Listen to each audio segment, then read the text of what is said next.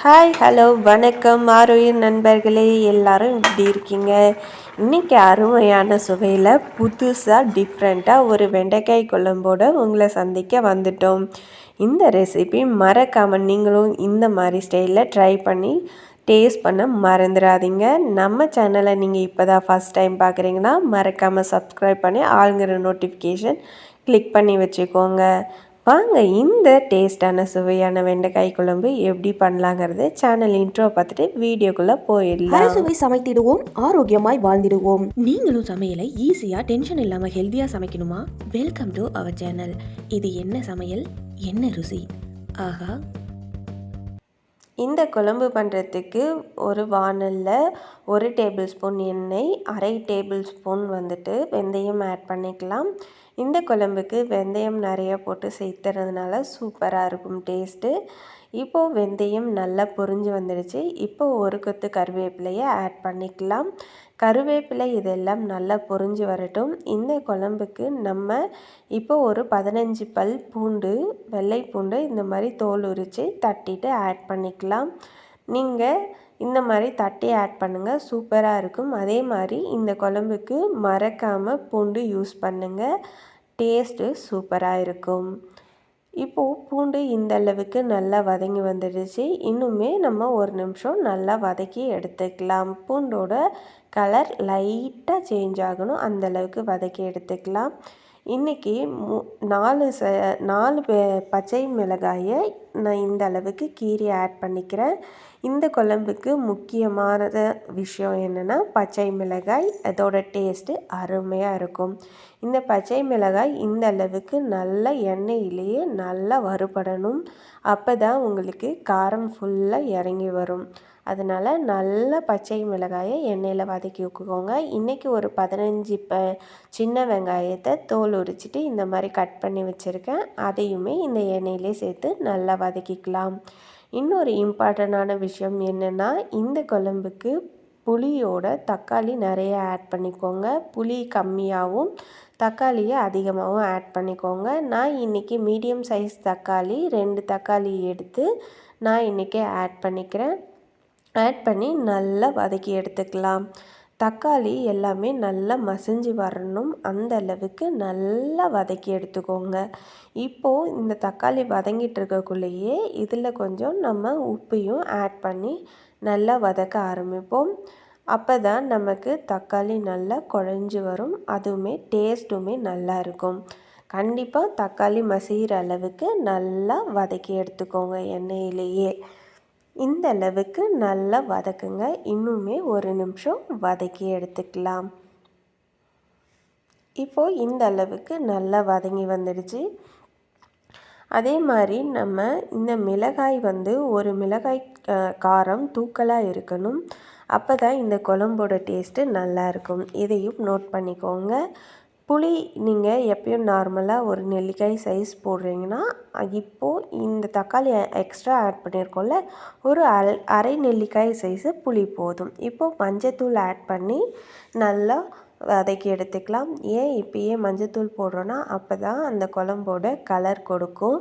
அதனால் நம்ம இப்போது இந்த எண்ணெயிலே மஞ்சத்தூளையும் இந்த தக்காளியோடு சேர்த்து நல்லா வதக்கி எடுத்துக்கலாம். இப்போ பாருங்கள், தக்காளி எல்லாம் இந்த அளவுக்கு நல்லா குழஞ்சி வந்துடுச்சு. தக்காளி நம்ம போட்டது எல்லாமே கரைஞ்சி நல்லா வந்திருக்கு. இப்போது நான் ஒரு 20 வெண்டைக்காயை இந்த அளவுக்கு சின்ன சின்னதாக கட் பண்ணி வச்சுருக்கேன். அதையுமே இதோட ஆட் பண்ணிக்கலாம். உங்களுக்கு வெண்டைக்காய் எந்த சைஸில் பிடிக்குமோ, உங்களுக்கு எந்த ஷேப்பில் பிடிக்குமோ அந்த மாதிரி நறுக்கி வச்சுக்கோங்க. எங்கள் வீட்டில் இந்த மாதிரி குட்டி குட்டியாக தான் யூஸ் பண்ணுவோம். அதனால் நான் இப்படி நான் கட் பண்ணி வச்சுருக்கேன்.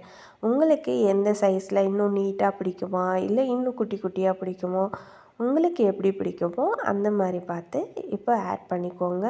நம்ம வதக்கி வச்சுருக்க தக்காளி வெங்காயத்தோடையே இந்த வெண்டைக்காய் போட்டு வதக்கிட்டு, நம்ம ரொம்ப வதக்கணும்னு அவசியம் இல்லை. ஏன்னா வெண்டைக்காயில் ஒரு வழுவழுப்பு தன்மை இருக்கும்.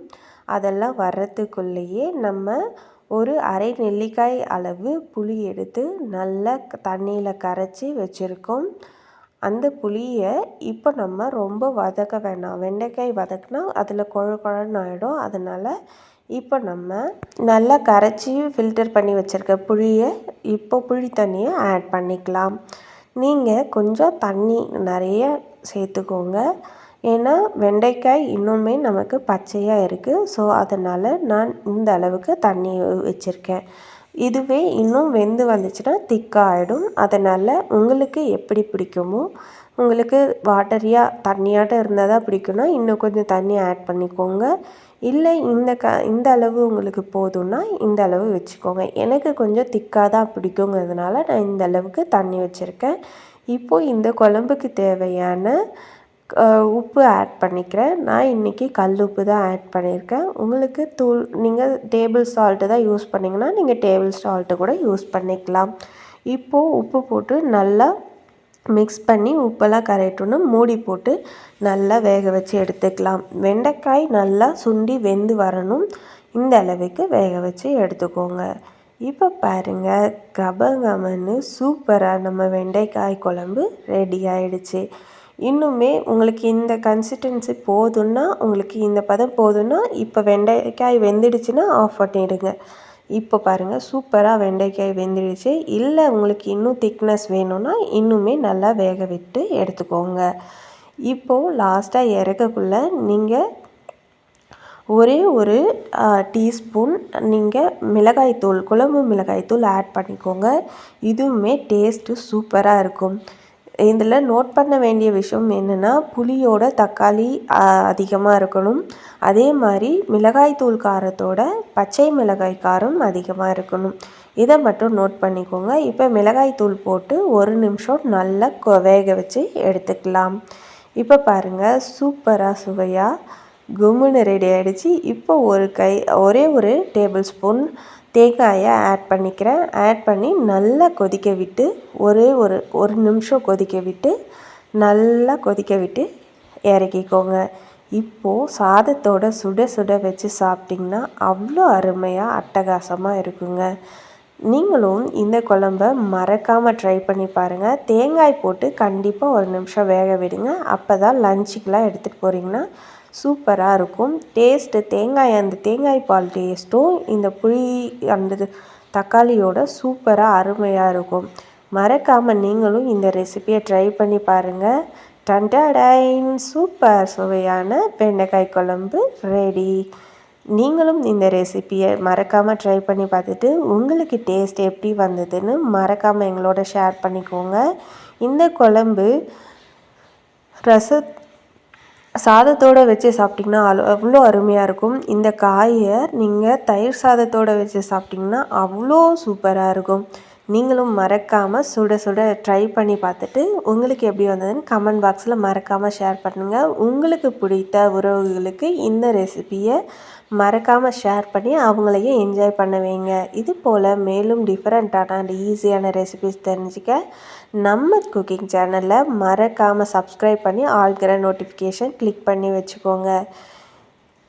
இது போல் மேலும் நிறைய ரெசிபிஸ் தெரிஞ்சுக்கணுமா, நம்ம சேனலில் நிறைய வீடியோஸ் இருக்குது. அதையும் மறக்காமல் செக் பண்ணி பாருங்கள். இன்றைக்கி சைடிஷாக நான் முட்டைக்கோஸ் பொரியல் தான் வச்சுருக்கேன்.